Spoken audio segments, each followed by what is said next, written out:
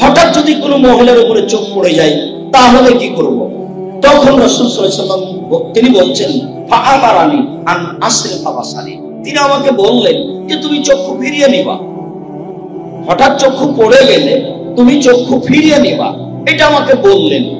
রাসূল সাল্লাল্লাহু আলাইহি ওয়াসাল্লাম বললেন, পৃথিবীর মানুষ শুনে রেখো, ইজমানু লি সিত্তান মিন আনফুসিকুম আযাল্লাকুল জান্নাহ, তোমরা 6টি কাজ করো, আমি তোমাদেরকে জান্নাতে নিয়ে যাওয়ার জন্য জিম্মেদারি নিলাম। কিভাবে জান্নাতে নিয়ে যাব সেটা আমার ব্যাপার। তোমরা 6টা কাজ করো, আমি তোমাদেরকে জান্নাতে নিয়ে যাব। তার একটি হচ্ছে যে গুসু আবসারাকুম, তোমরা তোমাদের চক্ষু নিচু করো, অপর নারীকে দেখে চক্ষু নিচু করো, আমি তোমাদেরকে জান্নাতে নিয়ে যাব। কিভাবে নিয়ে যাব সেটা আমার ব্যাপার। সম্মানিত দিনী ভাই বোন, রাসূল সাল্লাল্লাহু আলাইহি সাল্লাম বলেন, আল আইনানে তাজনিয়ানে জিনা ওয়া নাজরু, দুই চোখের জিনা হচ্ছে চোখ দিয়ে দেখা। আল ওজনানে জিনা ওয়াল ইস্তিমাউ, দুই কানের জিনা হচ্ছে কান দিয়ে শোনা। ওয়াল ইয়াদ জিনা আল বাতস, হাতের জিনা হচ্ছে হাত দিয়ে ধরা। আর রিজিল জিনা আল মাশি, পায়ের জিনা হচ্ছে পা দিয়ে চলা। জিনাল কলব তাতামানা তাশতাহি, অন্তরের জিনা হচ্ছে পরিকল্পনা করা। জিনাল লিসানা নুতক, জিহ্বার জেনা হচ্ছে কথা বলা। সব জেনার মাধ্যম হাদিস মুসলিম, এই কথা মুহাম্মদ সাল্লাল্লাহু আলাইহি সাল্লাম বলেন। পৃথিবীর মানুষ, তোমরা 3টে জিম্মেদারি গ্রহণ করো, তাহলে তোমাদের জন্য জান্নাত সহজ। ওরা জাহান্নামে যাবে না। 3 শ্রেণীর মানুষ জাহান্নামে যাবে না। 3 শ্রেণীর মানুষ জাহান্নামে যাবে না। 1, ওই শ্রেণীর মানুষ যারা আল্লাহর ভয়ে কাঁদে। 2, ওই শ্রেণীর মানুষ যারা আল্লাহ রাস্তায় পাহারা দেয়। 1, ওই শ্রেণীর মানুষ যারা অপর নারীকে দেখে চক্ষু নিচু করে। বিষয়টি অতীব জটিল, এরপরেও মানুষই এইটা সামলাতে পারবে, মানুষই এটা করতে পারে, এই বিধান মানুষের উপরে চাপানো হয়েছে। দেখো তো, কোন প্রয়োজনীয় কাজ এখন করার চেষ্টা করবেন না। আমি আল্লাহর নবীর হাদিস অনুবাদ করব আর আপনি নিজের কাজ করবেন, এই ঘৃণিত কাজ অন্তত আমাকে দেখাবেন না।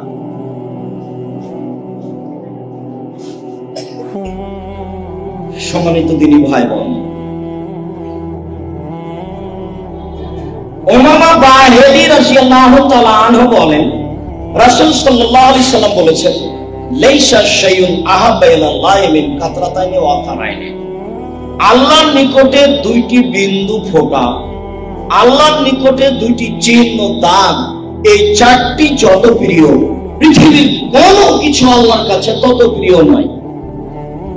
রমজান মাসের সিয়াম আল্লাহর কাছে তত প্রিয় নয়। 5 ওয়াক্ত সালাত আল্লাহর কাছে তত প্রিয় নয়। 10 লক্ষ টাকা খরচের হজ আল্লাহর কাছে তত প্রিয় নয়। সবচেয়ে শক্তিশালী পাওয়ারফুল ইবাদত দান আল্লাহর কাছে তত প্রিয় নয়। 4টা জিনিস আল্লাহর কাছে যত প্রিয়।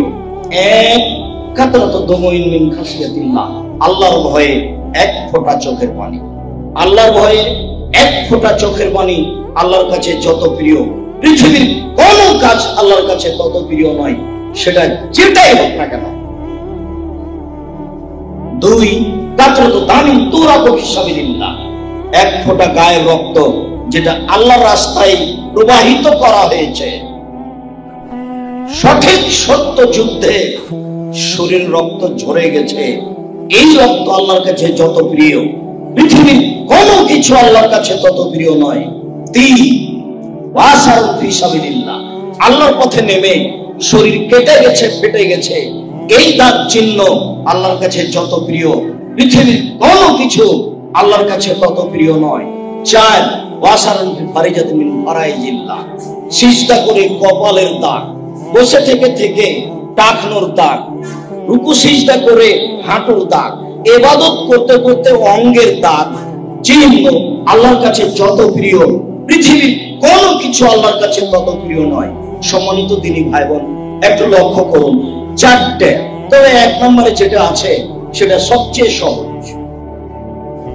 1 নম্বরে আছে 1 ফোঁটা চোখের পানি। 2 নম্বরে আছে গায়ের এক ফোঁটা রক্ত যা কঠিন। 3 নম্বরে আছে যুদ্ধে নেমে গায়ের শরীরের ফেটে যাওয়া কেটে যাওয়া দাগ। 4 নম্বরে আছে ইবাদত করতে করতে শরীরে কপালে হাতে পায়ে দাগ, যেটা কঠিন, তবে আল্লাহর ভয়ে এক ফোঁটা চোখের পানি সহজ, যা মানুষ করতে পারে। সম্মানিত দিনী ভাই বোন, আনাস রাদিয়াল্লাহু তাআলা আনহু বলেন, খাতাবা রাসূলুল্লাহ সাল্লাল্লাহু আলাইহি সাল্লাম খুতবাতান মা সামিতু মিসলাহা কাত্ত। একদা আল্লাহর নবী বক্তব্য দিলেন, আমার জীবনে এত দামি গুরুত্বপূর্ণ বক্তব্য কখনো শুনিনি। এরকম বক্তব্য আমি কোনোদিন শুনিনি। তিনি বক্তব্যে বললেন, লা তা'লামুনা মা লাম লা বাকাইতুম কাসীরা ওয়া লা যাহিবতুম কালিলা। পৃথিবীর মানুষ আমি আল্লাহকে যেভাবে চিনি তোমরা যদি চিনতে, পৃথিবীর মানুষ আমি আল্লাহকে যেভাবে জানি তোমরা যদি জানতে, পৃথিবীর মানুষ আমি আল্লাহকে যেভাবে চিনি তোমরা যদি চিনতে, পৃথিবীর মানুষ আমি আল্লাহকে যেভাবে জানি তোমরা যদি জানতে, বেশি বেশি কাঁদতে, কম কম হাসতে। যারা এখানে বসে আছে একটু নিজেকে বলে দেখি তো, কান্নার সময়টা আপনার কেমন? গত রাতে কান্নাকাটি কি হয়েছে? তার আগের রাতে, এই সপ্তাহে, এই মাসে, এই বছরে? তাহলে কি আসলে আল্লাহকে চিনি না? বক্তব্য তো নিয়মিত শুনছি, বক্তব্যই যে কি শুনছি সেটা তো একটা বিবেচনার ব্যাপার। বক্তব্য তো শুনি যে অনেক সময় হুজুর অনেক কাঁদাই, একেবারে ওই কারবালার কাহিনী বলে চোখের পানি ঝরাতে ঝরাতে একবারে কাপড় ভিজে গেল, আবার হাসিও হলো। তো তাহলে কান্না কোনটা? পৃথিবীর মানুষ তোমরা যদি আল্লাহকে জানতে আমি যেভাবে জানি, পৃথিবীর মানুষ তোমরা যদি আল্লাহকে চিনতে আমি যেভাবে চিনি, তাহলে বেশি বেশি কাঁদতে, কম কম হাসতে।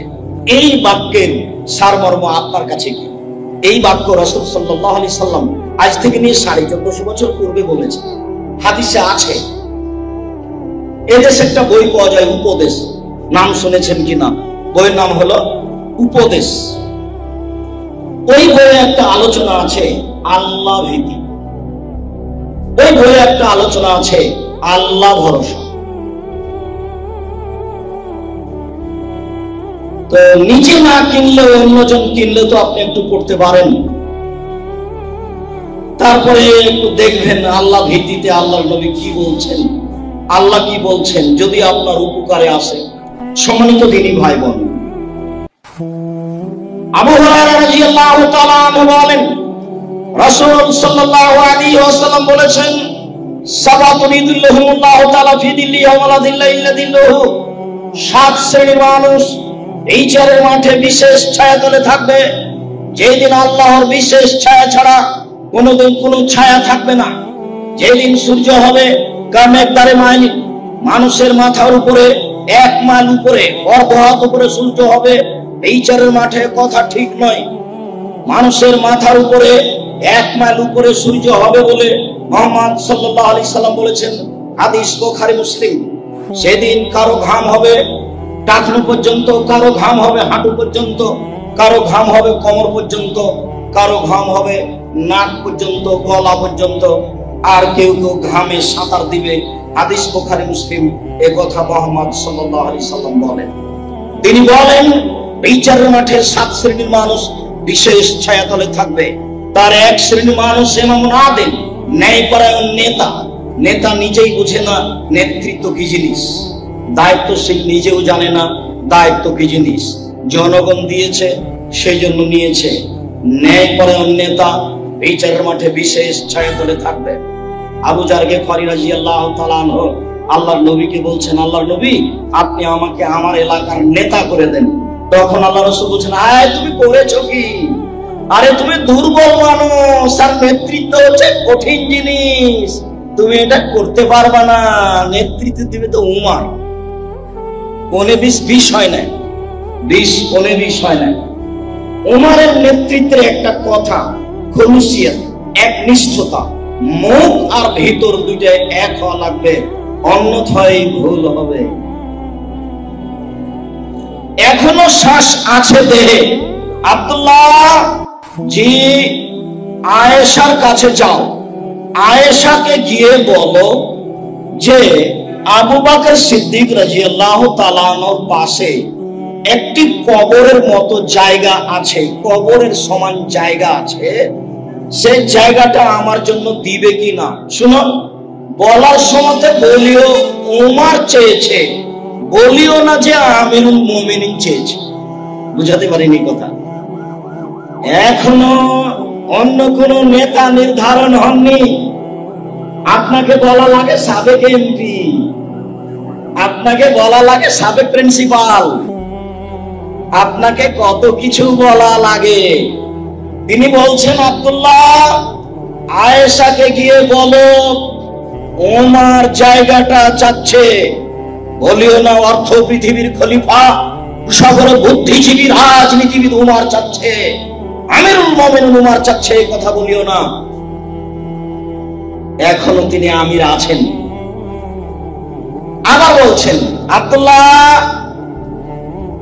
এখন যদি অনুমতি দেয়, আবারও জানাজা শেষে লাশটা তার বাড়ির পাশে রেখে দিও, আমার লাশ রেখে দিয়ে আবারও বলিও আমার কবরটা ওখানে হবে কিনা। যদি না হয়, জনগণের কবর যেখানে আছে সেখানে আমার কবর দিও, তবে আমার লাশ রেখে আমার কথাটা একটু বলিও আয়েশাকে। আব্দুল্লাহ ইবনে উমর বলছেন, আমি সালাম দিয়ে ভিতরে ঢুকলাম, দেখি আয়েশা কাঁদছেন। আয়েশা দেখতে যাননি। আমাদের দেশে মহিলা পুরুষ মারা গেলে সারাদিন ওই বাড়িতে গিয়ে ভিড় জমায় নারী আর পুরুষ। বুখারী মুসলিম। আয়েশা দেখতে যাননি, ওখানে বসে বসে কাঁদছেন। আয়েশা রাদিয়াল্লাহু তাআলা আনহা বললেন, আমার সাধ ছিল আমার কবরটা ওখানে হোক, কিন্তু যেহেতু তিনি চাচ্ছেন কাজে আমি তাকে দিয়ে দিলাম। ন্যায়পরায়ণ নেতা বিচারের মাঠে বিশেষ ছায়াতলে থাকবে। ও রাজুলুন শাবুন নাশা ফি ইবাদাতিল্লাহ, যারা বাল্য জীবন থেকে ইবাদতে অভ্যাসী তারা থাকবে বিশেষ ছায়াতলে। রাজুলুন কলবুহু মুআল্লাকুন বিল মাসাজিদ ইজা খারাজা মিন হাত্তা ইয়াউদা ইলাইহি, ওই লোক থাকবে বিশেষ ছায়াতলে যে মসজিদ থেকে সালাত আদায় করে বের হয়েছে, আবার কখন আসবে এ নিয়ে ব্যস্ত হয়ে গেছে। ছেলেকে বলে আসরের টাইম হয়েছে কিনা, মেয়েকে বলে আসরের টাইম হয়েছে কিনা, মসজিদে আসার জন্য ব্যস্ত। এই ব্যক্তি থাকবে বিশেষ ছায়াতলে। রাজুলানে তাহাব্বা ফিল্লাহে ইজতামা লিল্লাহে ইফতারাকা আলাইহি, ওই দুইজন বিশেষ ছায়াতলে থাকবে যাদের বন্ধুত্ব গড়েছে আল্লাহর হস্তে, ভেঙে গেছে আল্লাহর হস্তে। তোমার আমি ভালো কর্ম দেখে তোমাকে দোস্ত বলে হিসাব করেছিলাম, দেখি তোমার ভিতরে অনেক খারাপ কর্ম, আমি তোমার সাথে সম্পর্ক বিচ্ছিন্ন করলাম। এমন ব্যক্তিরা থাকবে বিশেষ ছায়াতলে বিচারের মাঠে। রাজুলুন যাকারাল্লাহ খালিয়ান ফাফাজাদাইনাহু, ওই মানুষও থাকবে বিচারের মাঠে বিশেষ ছায়াতলে যে মানুষ নির্জনে আল্লাহকে ডাকলো আর দুই চোখের পানি ঝরঝর ঝরঝর করে ঝরলো। এই ছেলে, ঘুমাচ্ছ নাকি তুমি? আমি কি বললাম বলো তো দেখি।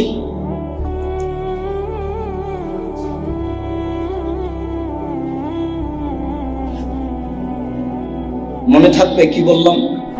আবারও বলছি, নির্জনে আপনি আল্লাহকে ডাকছিলেন, ডাকতে ডাকতে দুই চোখের পানি চলে আসলো। নির্জনে ডাকতে হবে, একাই, ঘর বন্ধ করে দিয়ে। ঘরে যেন হঠাৎ কেউ ঢুকতে না পারে। হঠাৎ ঢুকে গেলে কেমন কেমন লাগবে, মানে একটু কেমন কেমন লাগবে। আর রাতে উঠে ইবাদত করতে শিখতে হবে।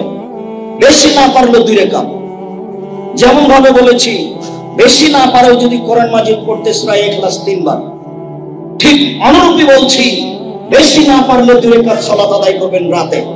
2 রাকাত সালাত আদায় করে একটা কান্নাকাটি করার পরিবেশ নিয়ে আসবেন। আল্লাহকে নির্জনে ডাকলো, দুই চোখের পানি ঝরঝর করে ঝরলো, এমন মানুষ বিচারের মাঠে থাকবে বিশেষ ছায়াতলে। এই হাদিসে এই বাক্য হচ্ছে আলোচনার সাথে সম্পৃক্ত। ওয়ারাজুলুন তাআতু ইমরাতুন যাতু হাসাবিন জামানি, ওই লোক থাকবে বিশেষ ছায়াতলে বিচারের মাঠে, যাকে সুন্দরী সম্ভ্রান্ত পরিবারের যুবতী মেয়ে চেনার জন্য ডাক দিল। তখন সে বলল, ইন্নী আখাফুল্লাহ, আমি আল্লাহকে ভয় করি। পৃথিবীর যুবক যুবতী শুনে রাখো, দিনী ভাই বোন শুনে রাখেন, আপনারা কেউ যদি এরকম সময় বলতে পারেন আমি আল্লাহকে ভয় করি, তাহলে আল্লাহ আপনার সাথে ওয়াদা করেছেন, অনাহান নাফসা আনিল হাওয়া ফাইনাল জান্নাতা হিয়াল মাওয়া। পৃথিবীর মানুষ মনে রেখো, তোমরা যারা অশ্লীল কাজ বন্ধ করতে পারবে, আমি আল্লাহ তোমাদেরকে জান্নাতুল মাওয়া দিয়ে দিলাম। পৃথিবীর মানুষ শুনে রেখো, যারা অশ্লীল কাজ বন্ধ করতে পারবে, আমি আল্লাহ তোমাদেরকে জান্নাতুল মাওয়া দিয়ে দিলাম। আমি মানুষের সাথে ওয়াদাবদ্ধ, যারা অশ্লীল কাজ বন্ধ করতে পারবে, আমি জান্নাতুল মাওয়া তাদের জন্য প্রস্তুত করেছি। সম্মানিত দিনী ভাই বোন, সে পরের বাক্যে রাসূল সাল্লাল্লাহু আলাইহি সাল্লাম বললেন, ওয়া রাজুলুন তাসাদ্দাকা বিসাদাকাতিন ফাফাহা হাত্তা লা তাবলু শিমালুহু মা তুনফিকু ইয়ামিনুহু। দান করলো, গোপনে করলো, ডান হাত করলো, বাম হাত জানতে পারলো না, তার মানে গোপনে দান করলো। সেই মানুষ থাকবে বিচারের মাঠে বিশেষ ছায়াতলে। প্রকাশ্যে দানের জন্য আল্লাহ বলেছেন, আল্লাহর নবী বলেছেন, তবে গোপনে যে ফল আছে প্রকাশ্যে সে ফল নেই, এ কথাই ঠিক। বিশেষ ছায়াতলে থাকার সুযোগ হবে গোপনে দান করতে পারলে। পৃথিবীতে সবচেয়ে শক্তিশালী ক্ষমতাধর পাওয়ারফুল ইবাদত হলো দান। দানের চেয়ে পৃথিবীতে কোনো শক্তিশালী ক্ষমতাধর পাওয়ারফুল কোন ইবাদত আছে আমি আব্দুর রাজ্জাক বিন ইউসুফ তা জানি না। বিশেষভাবে গোপনে দান করা আরো ভিন্ন ধরনের গতি, যার বিনিময় হলো নিজের মাঠে বিশেষ ছায়াতলে থাকা। সম্মানিত দিনী ভাই বোন, আবু হুরায়রা রাদিয়াল্লাহু তাআলা আনহু বলেন, রাসূল সাল্লাল্লাহু আলাইহি সাল্লাম বলেছেন, তিনজন লোক গর্তে আটকা পড়েছিল। বৃষ্টি আসলো, গর্তে ঢুকে গেল, উপর থেকে একটা বড় পাথর মুখের উপরে আসলো, তারা পাথর সরিয়ে বের হতে পারবে না। তিনজনের তৃতীয় জন বলল, আল্লাহুম্মা ইন কুনতা তাআলাম, হে আল্লাহ তুমি যদি জেনে থাকো, আন্নী ইস্তাজারতু আজিরান ইয়াওমা, আমি একটা কাজের জন্য লোক নিয়েছিলাম, ফাআমিলা নিসফান নাহারে, সে অর্ধেক দিন কাজ করেছিল, ফাআতাইতু আজরাহু, আমি তাকে তার পারিশ্রমিক দিলাম, ফাসাকাতাহু ওয়ালাম ইয়াখুজুহু, সে রাগ করলো, সে পারিশ্রমিক নিল না, চলে গেল। আমি বললাম অর্ধেক দিন কাজ করেছো, টাকা নিয়ে নাও। সে বলল না, আমি টাকা নিব না, রাগ করে চলে গেল। আমি সেই অর্ধেক দিনের টাকাকে বাড়াতে লাগলাম। এই যে অনেক হয়ে গেল গরু ছাগল, হঠাৎ একদিন এসে বলছে, একদিনের পারিশ্রমিক আমি পাই, দেন। কোনদিন মজুরকে, দিন মজুরকে ঠকাবেন না।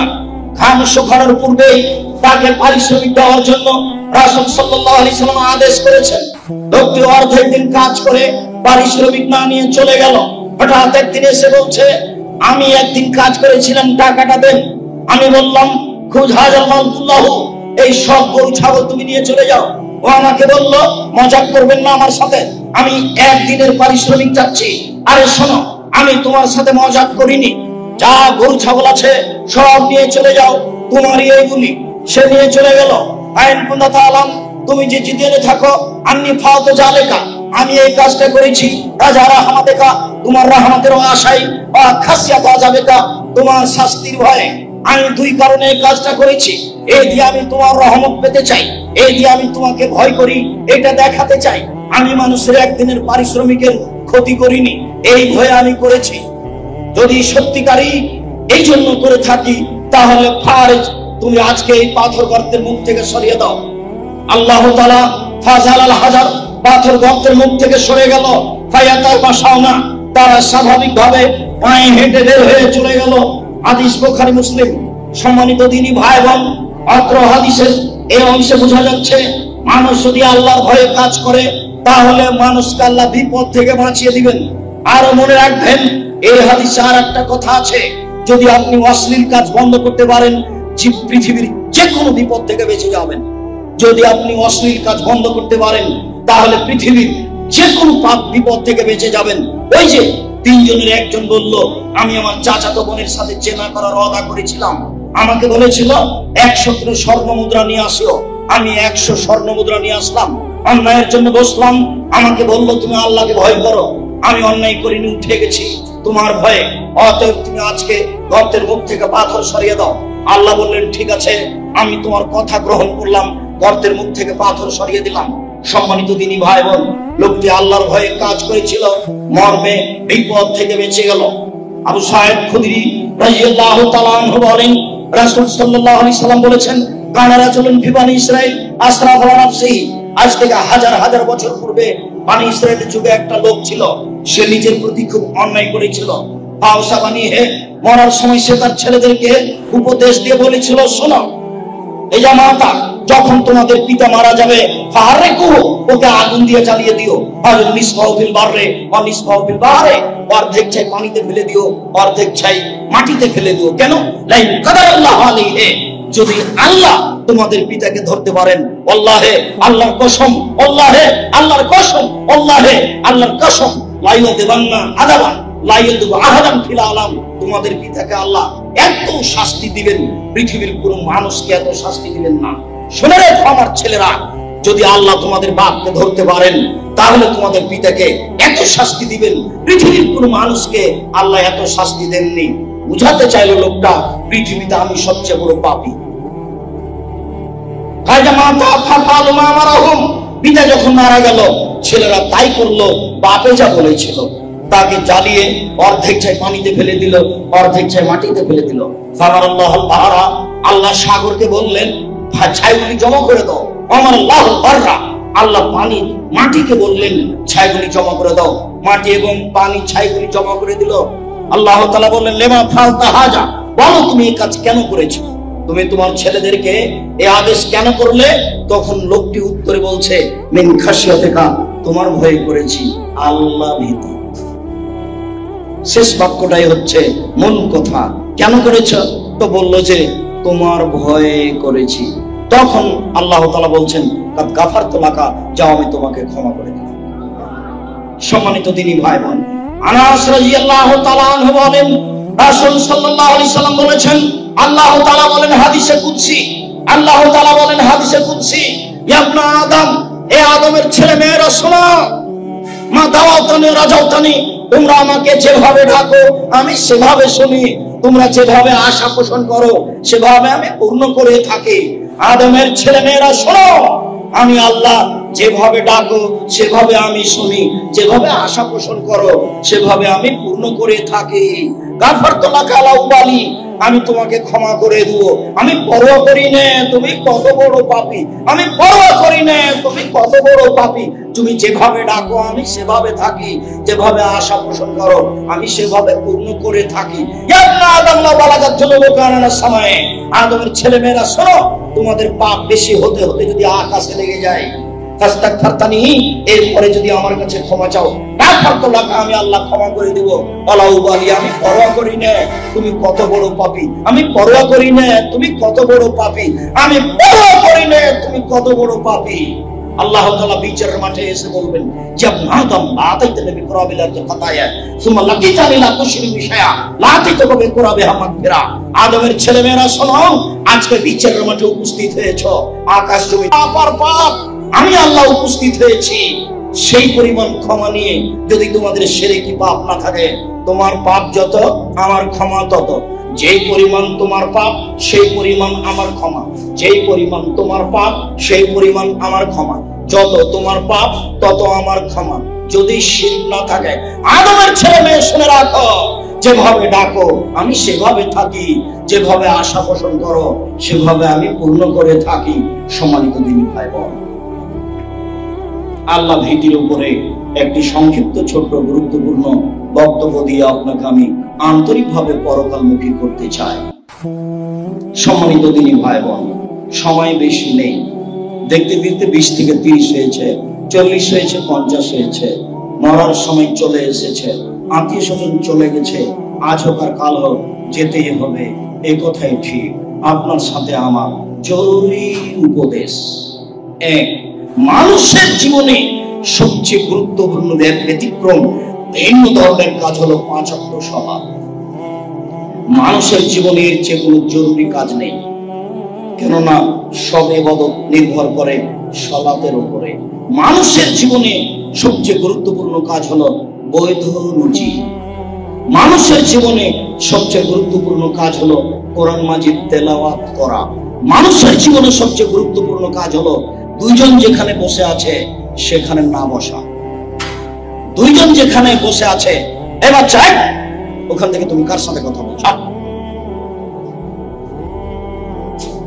দুইজন বসে একটা বদনাম করছে, আপনি ওখানে ঢুকে বললেন হ্যাঁ আপনি ঠিক বলেছেন। বলেন তো এর মাপ কত দূর গেছে? সারা জীবন যা তাহাজ্জুদ পড়েছেন সব যদি একদিকে দেন, আর এই বাক্যটা হ্যাঁ তুমি ঠিক বলেছো, এইটা যদি একদিকে দেন, তাহলে এটার পাল্লা ভারী হয়ে যাবে। আব্দুর রাজ্জাক সাহেব প্রমাণ দেখবেন। আয়েশা রাদিয়াল্লাহু তাআলা আনহা বলেন, আরে বলেন কি একটা ওই এর সাফিয়া একটা খাটো মহিলা, ওটা ইহুদি ঘরের মেয়ে, এত তার প্রশংসা করেন কেন? নিজেকে বলতে চাইলেন আমি তো উঁচু লম্বা হালকা পাতলা মেয়ে, সুন্দরী মহিলা, যা বুখারীর হাদিসে এসেছে। ওমর রাদিয়াল্লাহু তাআলা আনহু বলেন, দেখো মা হাফসা, সুন্দরী মহিলার পাল্লায় পড়ে তুমি নিজেকে হারায়ো না। সুন্দরী মহিলার উপরে মানুষ কিছু আগ্রহী হতে পারে। তার মানে মুহাম্মদ সাল্লাল্লাহু আলাইহি সাল্লাম তার সুন্দরতার কারণে তোমার চেয়ে আয়েশাকে বেশি ভালোবাসতে পারে। হিংসায় পড়ে চলে যায়ও না, নিজেকে হারিয়ে দিও না। ওই মহিলা আয়েশা রাদিয়াল্লাহু তাআলা আনহা বলেন, আরে ও তো খাটো মহিলা, তার আপনি এত প্রশংসা করেন কেন? আবার তো ইহুদি ঘরের মহিলা। কথা শুনে আল্লাহ রাসূল বলছেন, আয়েশা শোনো, লাকা কুনতে কালেমাতা, তুমি এমন একটা বাক্য বলেছো, লা মুজিজাত বাহারে লা মাজিদাতু, যদি এটা সাগরে ফেলে দেওয়া হয় তাহলে সাগরের পানি ঘোলা হয়ে যাবে। সাগরে কি 2-3 বালতি পানি আছে? যদি লোহিত সাগরে ফেলে দেওয়া হয় তাহলে সাগরের পানি ঘোলা হয়ে যাবে। কথাটা কি? আটলান্টিক মহাসাগরে যদি বাক্যটা ফেলে দেওয়া হয় তাহলে আটলান্টিক মহাসাগরের পানি ঘোলা হয়ে যাবে। বাক্যটা কি? বাক্যটা হলো আরো তো খাটো মহিলা। বাক্যটা কি বলেন তো? ও তো খাটো মহিলা, তার এত প্রশংসা কেন? এই যে কথা, আপনি ওরা দুইজন বদনাম করছো আর একজনের, তখন আপনি বললেন যে হ্যাঁ ঠিক বলেছো। এইটার উত্তর কি? এইটা থেকে বাঁচবেন কি করে? এর পরিধি কত আপনি কোনদিন বিবেচনা করেছেন? সম্মানিত দিনী ভাই বোন, এক, কখনো 5 ওয়াক্ত সালাত ছাড়বেন না। 2, বৈধ রুজি উপার্জন করবেন। চকলেট দিয়ে ব্যবসা শুরু করেন, 30 বছর লাগবে ধনী হতে। ব্যাংক থেকে লোন নিয়ে ব্যবসা চালু করবেন না। 3, কোরআন মাজিদ তেলাওয়াত করতে হবে 24 ঘন্টায় অন্তত একবার, অন্তত সূরা ইখলাস 3 বার। 4, জরুরি প্রয়োজন ছাড়া দুইজন যেখানে বসে আছে সেখানে বসবেন না। 5, পরিবারের উপরে কঠোর হবেন। চোখ যেভাবে ঘুরে বউ সেভাবে চলে, তার নাম ক্ষমতা। চোখ যেভাবে চলে বউ সেভাবে, চোখ যেভাবে ঘুরে বউ সেভাবে চলে, তার নাম ক্ষমতা। সম্মানিত দিনী বোন, আপনি 4টা কাজ করতে পারলে জান্নাতের সব দরজা খোলা। 1, 5 ওয়াক্ত সালাত। 2, রমজান মাসে রোজা। 3, স্বামীকে মেনে চলা। 4, জেনায় লিপ্ত না হওয়া। এই 4টা কাজ আপনি করতে পারলে জান্নাতের আপনার সব দরজা খোলা। 4, জেনা যদি ঘটে গিয়ে থাকে তাহলে তওবা করেন, যে পাপ হয়েছে ওটা পাল্টা নেকি হয়ে যাবে। 3, স্বামীকে মেনেই চলতে হবে, দিতে লাগলেও মিঠা লাগলেও। আপনার স্বামী আপনাকে গালি দেয় এ কথাই ঠিক, আপনার স্বামী আপনাকে মারে এ কথাই ঠিক, আপনার স্বামীর মুখ খারাপ এ কথাই ঠিক। এরপরে আমি আপনার দিনী ভাই আপনাকে অনুরোধ জানাচ্ছি, আপনি স্বামীকে মেনে নেন, তার সাথে কথা বলেন। 10 দিন 15 দিন কথা বলবেন না। রান্না করে ভাত মেয়ের হাত দিয়ে পাঠাবেন, 1 গ্লাস পানি দিলে এইভাবে রেখে দিবেন, আরেকদিকে মুখ করে এইভাবে সংসার করিয়েন না। আমার অনুরোধ, আপনি মেনে নেন। আমি আপনার দিনী ভাই আপনাকে পরামর্শ দিচ্ছি, অনুরোধ জানাচ্ছি। শেষ পর্যন্ত যদি স্বামীর সাথে চলতে না পারেন তাহলে তাকে খোলা তালাক করে দেন। এইভাবে কথা বন্ধ করে সংসার চালায়েন না। যে কোনো স্বামীকা যে কোনো মহিলা খোলা করতে পারে, কোনো সমস্যা নেই। আমি আমার স্বামীর ভাত খাবো না, চেয়ারম্যান সাহেব বিচ্ছিন্ন হওয়ার ব্যবস্থা করে দেন। আপনি যেদিন খোলা তালাক লিখা হবে তার 30 দিন পরে অন্য জায়গাতে বিবাহ বসতে পারবেন, কোনো সমস্যা নেই। তবে আপনাকে আমি এই স্বামীকে মেনে নিয়ে চলার জন্য অনুরোধ জানাচ্ছি। আর আপনার জন্য 5টা কথা থাকলো। 1, যে মানের খাচ্ছেন সে মানের খাওয়াবেন। 2, যে মানের পড়ছেন সে মানের পড়াবেন। 3, কটু কথা বলবেন না, গালি দিবেন না। পৃথিবীতে সবচেয়ে শান্তি তৃপ্তির বস্তু হচ্ছে স্ত্রী। স্বর্ণ দিয়ে ঘর বানালেও শান্তি হবে না স্ত্রী ছাড়া। মখমল চাদর বিছালে বিছানায় শান্তি হবে না স্ত্রী ছাড়া। স্ত্রীর উপর দিয়ে পৃথিবীতে শান্তি তৃপ্তির কোনো জিনিস নেই। মর্মে কটু কথা বলিয়েন না, ঠোঁট কালো বলবেন না, রং কালো বলবেন না, শুধু প্রশংসা করবেন। বলবেন তোমার মতো কোনো নারী দেখি না, তাহলে সারা রাত আপনার পা টিপে দিবে, সেবা করে দিবে। একবার যদি কটু কথা বলেন তাহলে আর আপনাকে ভালোবাসবে না। অধিকম আপনার কাছে একটু শুধু প্রশংসা পেতে চাই। 4, মুখের উপরে মারবেন না। 5, নিজের বাড়ি ছাড়া কোথাও যেতে দিবেন না। চাচির বাড়ি যেতে দিবেন না, খালার বাড়ি যেতে দিবেন না, বোনের বাড়ি যেতে দিবেন না, মায়ের বাড়ি যেতে পাবে না। জরুরি প্রয়োজন ছাড়া বাড়ি ত্যাগ করতে পারে না। বাজার করা তো বহু দূরের কথা। কাপুরুষ আপনি, বউ বাজার করে আপনি বাড়িতে থাকেন, ছি, আপনাকে খারাপ লাগে না? বউ বাজারে যাই কেন? এখন আপনার বউ আপনার মেয়ে বাজারে কই?